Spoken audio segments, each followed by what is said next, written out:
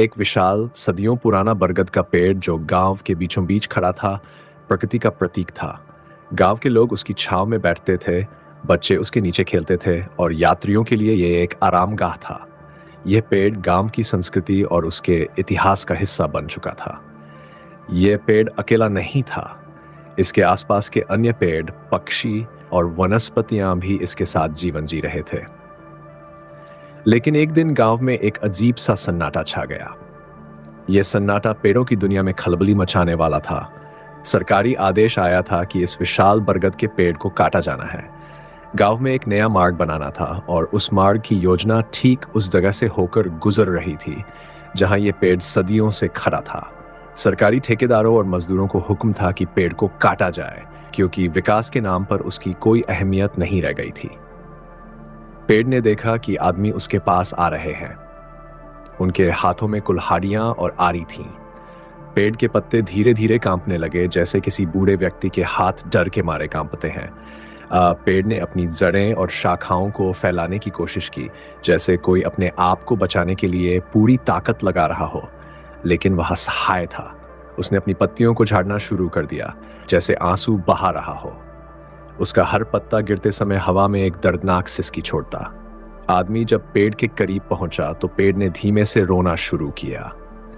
उसकी शाखाओं से एक कराह निकल रही थी जो उन लोगों के दिल तक पहुंच गई।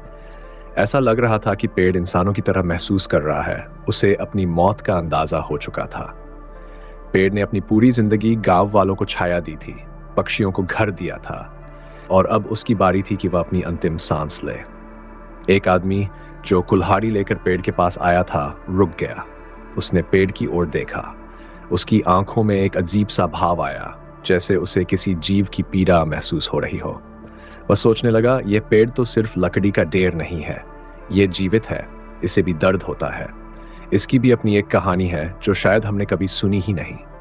उसने अपने साथियों को बुलाया और कहा, क्या हम इसे काट सकते हैं? क्या हमें इसका दर्द महसूस नहीं हो रहा? मजदूरों में से एक और आदमी बोला, यह पेड़ बहुत पुराना है, शायद इसके पास बताने के लिए बहुत कुछ है।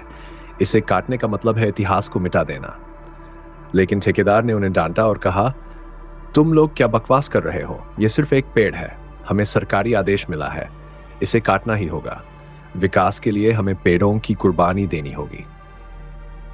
पेड़ ने यह सब सुना। उसने ठेकेदार की बात पर एक गहरी सांस ली और फिर से रोने लगा। उसकी पत्तियों से बारिश की तरह आंसू गिरने लगे।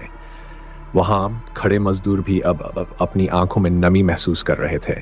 ठेकेदार भी कुछ क्षण के लिए चुप हो गया। पेड़ का यह दर्द अब इंसानों तक पहुंच चुका था। उस आदमी ने, जिसने पेड़ का रोना सबसे पहले सुना था, ठेकेदार से कहा, हम विकास के नाम पर जो कर रहे हैं वह सही है या नहीं, इस पर हमें सोचना चाहिए। यह पेड़ हमारा मित्र है, यह हमें जीवन देता है। क्या हम इसे मारकर सच में आगे बढ़ पाएंगे?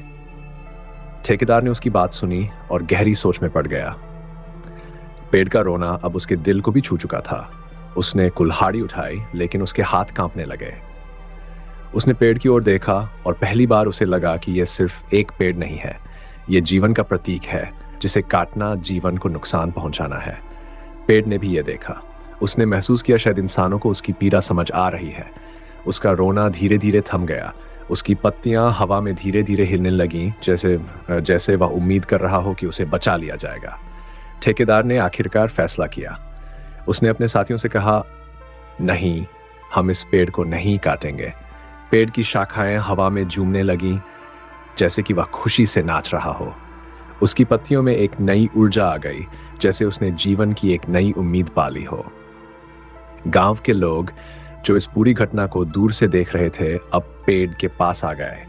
उन्होंने ठेकेदार और उसके साथियों को धन्यवाद दिया और पेड़ के चारों ओर एक घेरा बना लिया। उन्होंने प्रण लिया कि वे इस पेड़ की रक्षा करेंगे, चाहे कुछ भी हो जाए। पेड़ ने अपनी शाखाओं से लोगों को ढक लिया, जैसे वह उन्हें आशीर्वाद दे रहा हो। उसकी जड़ें और गहरी हो गई और उसकी शाखाएं और फैल गईं।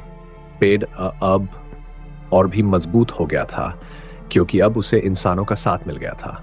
समय बीतता गया और वह पेड़ गांव की धरोहर बन गया। लोगों ने उसे विकास के नाम पर कुर्बान नहीं किया, बल्कि उसे संरक्षित किया। वह पेड़ गांव की नई पीढ़ियों के लिए एक सबक बन गया कि जीवन का हर रूप मूल्यवान है और हमें उसे बचाने की कोशिश करनी चाहिए। नंग की उसे नष्ट करने की।